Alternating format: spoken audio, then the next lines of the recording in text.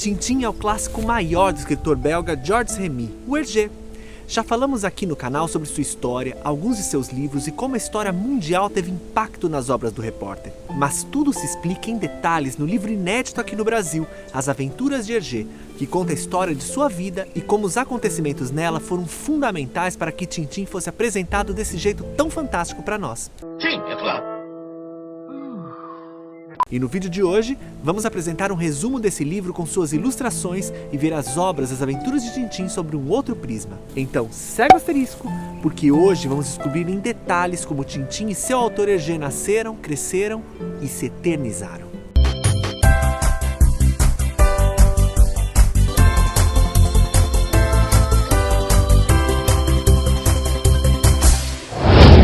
Olá pessoal, eu sou o Dallas, sejam bem-vindos a mais um vídeo do canal Asterisco de Histórias.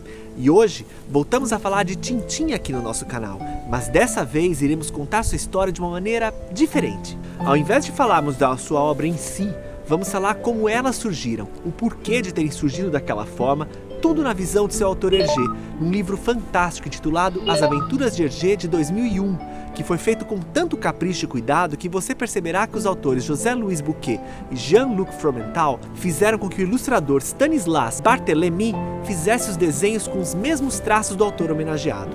E eles não pouparam quase nada. Hergé ali é apresentado com suas virtudes e defeitos, momentos difíceis e felizes, e com muito Tintin com pano de fundo. É ele? É sim. O nome dele é Tintin, ele é repórter. Acho que estamos no caminho certo, Milou. Se você não conhece essa história, aconselho a vir acompanhar com a gente. E se você gosta de Tintin e desse nosso conteúdo, apoie o canal com seu like, porque isso ajuda demais a gente poder espalhar essas grandes histórias, algumas até escondidas aqui pro YouTube. Não querendo perder nossos próximos conteúdos, se inscreve e ativa o sininho, porque aí sempre que o tema que te interessar aparecer por aqui, o YouTube irá te avisar. Beleza? Então vamos em frente com o tema de hoje. Um asterisco importante aqui.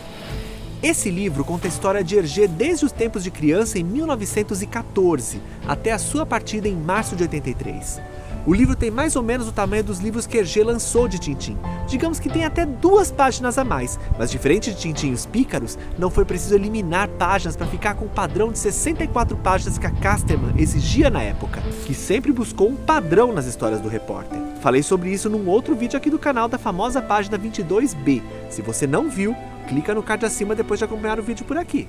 Eu tenho certeza que eu já vi isso antes. Ah, e uma pincelada rápida. Esse livro foi lançado em 2001 na Europa, e só depois de 10 anos foi lançada numa versão nos Estados Unidos, que é a que usaremos aqui. Infelizmente no Brasil, o conteúdo é ainda inédito. Existem muitos detalhes da vida e obra de Hergé por aqui, mas irei me atentar nos momentos mais importantes, e que desses detalhes que fizeram toda a diferença para as obras de Tintin existirem, os 23 livros, mais o último inacabado criado durante sua vida. Tudo começa em 1914, quando é apresentado um pequeno Hergé estressado com a vida pacata que sua família levava, e arteiro levando sua mãe à loucura. E se ele se juntasse com seu irmão mais novo, Paul, aí é que os problemas só aumentavam. Assim, tentando fazer com que o garoto de 7 anos se acalmasse, ela deu a ele alguns lápis e papéis para ele se distrair, e dali ele começou a perceber algo que gostava de fazer, e que tinha muito talento. Olha só isso. Depois disso, o livro já pula para 1925, quando Tintin era um escoteiro e o ônibus que o grupo estava quebrou. Hergé se isola do grupo por um instante e começa a desenhar. O chefe dos escoteiros, René Weverberg, se impressionou com a qualidade de seu desenho e elogia seu talento. Porém, o garoto conta que seu pai, Alexis, não incentivava da mesma forma. René defende o pai, dizendo que ele era uma boa pessoa, mas como muitos pais da época, sonhava que seu filho seguisse seus passos. O pai de Hergé era um vendedor de roupas e não se conformava que seu filho não queria ser como ele, achando que até sua devoção ao escoteirismo tenha sido também uma fuga. Ele trabalhava com seu irmão gêmeo Léon, e muitos dizem que Dupont e Dupont foram inspirados neles. Não me diga. É sério? Então... Alexis se preocupava muito com o futuro do filho. Já Hergé deixava claro que era feliz onde estava, e ao salvar um menino que corria perigo, é aclamado e dito por seu chefe que ele era um grande líder. Assim, em 1925, René oferece a grande oportunidade que Hergé sonhava: trabalhar no famoso jornal belga Le 20e Siècle, que 4 anos depois teríamos a oportunidade de ver Tintin nascer. Mas não podemos esquecer que sua primeira obra no jornal mesmo foi com Totô, que era um escoteiro como ele. Por sinal, também já falei sobre ele, e o card está acima. Depois o livro pula para 1928, quando mostra a amizade de Hergé com a secretária de seu patrão no jornal, Germaine Kiekens. Eles se casariam 4 anos depois, mas uma pincelada aqui. Eles não queriam se casar, eram só amigos. Porém, os costumes de lá diziam que as pessoas que trabalhavam no local tinham que ser casados para causar boa impressão. Coisas da época. Você está brincando? Isso é simplesmente ridículo! Em 1929, Totor completou sua primeira história completa no jornal. E o diretor e também padre Norbert Wallace queria que Hergé criasse um novo personagem. Um repórter que participaria de várias aventuras e tivesse um animal de estimação. E assim, inspirado em seu irmão mais novo, Paul, e também em Totor, Hergé cria Tintin e seu cãozinho Milou, e sua primeira aventura seria na América, onde Hergé tinha profunda admiração. Porém, o padre pede que a primeira fosse na União Soviética, até para aproveitar e criticar a Revolução Russa e sua violenta alçada ao poder. O lado bom disso é que a decisão provou ser acertada, e Tintin se transformou num fenômeno na época com suas tirinhas no jornal, publicado em outros países, incluindo a França, que futuramente se mostrou seu país mais fã. Eu vou chegar lá. Porém, o lado ruim é que anos depois, esse primeiro livro foi esquecido por mais de 40 anos devido à sua grande polêmica, e até hoje é um dos únicos que nunca foi redesenhado, sendo colorido numa versão recente na Europa, mas que também nunca veio ao Brasil. Mas prometer não é fazer. Sofrer?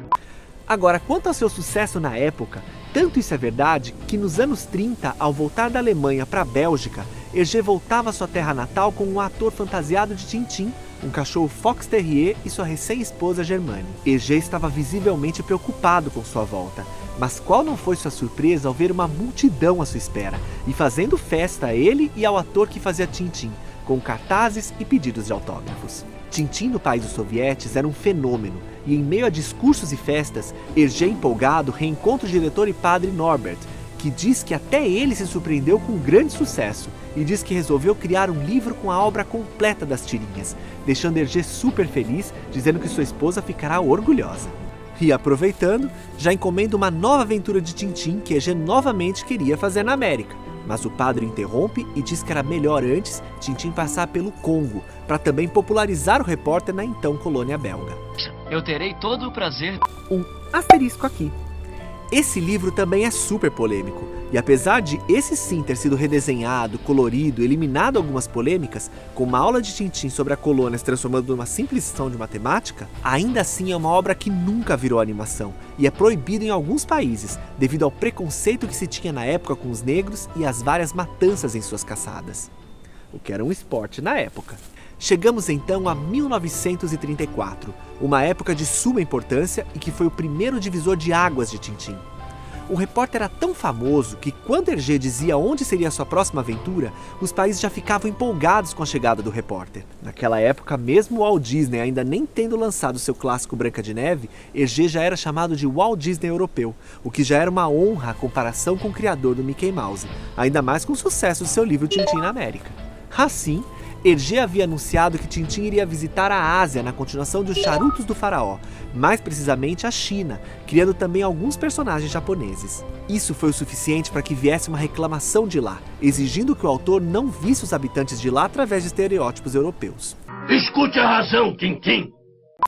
Sendo assim, Tintin acabou por conhecer um amigo que iria lhe ajudar a criar, o que a maioria da crítica diz sua primeira obra-prima de verdade, Tintin e o Lótus Azul.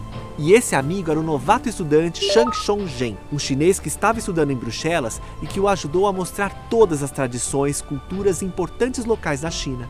A foto que aparece em uma das ilustrações do livro é famosa e podemos encontrar com facilidade na internet, tirada pela esposa de Hergé. Em troca de sua preciosa ajuda, Hergé criou o personagem Shang, que é salvo por Tintin na China e se torna seu grande amigo no livro. Uma pincelada aqui. Também é importante acrescentar que foi nesse livro que apareceram alguns personagens que retornariam futuramente, além de Shang. Os gêmeos Dupont e Dupont e o principal antagonista de Tintin, Rastapopoulos. Mas quando tudo parecia caminhar sobre águas tranquilas, eis que surge a Segunda Guerra Mundial, e a Bélgica é invadida pelos alemães. Naquela época, Hergé estava escrevendo Tintin no País do Ouro Negro no jornal, mas este foi proibido de circular pelos alemães e o jornal foi encerrado poucos anos depois. Querendo continuar a produzir, Hergé aceita que as histórias do repórter fossem publicadas no jornal alemão Le Soir, desde que começassem do zero, com uma história sem ligações com o mundo atual. Não faz mal. Lembrando que isso aconteceu, como foi mostrado anos atrás, porque os alemães gostavam de Tintin e liam suas histórias.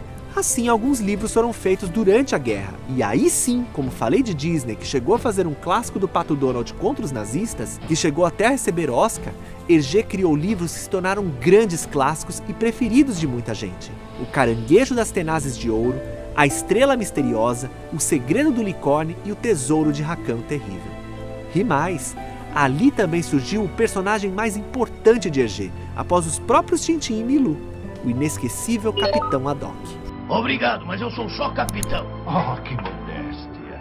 Infelizmente, nosso vídeo ficou um pouco longo, por isso teremos a parte 2.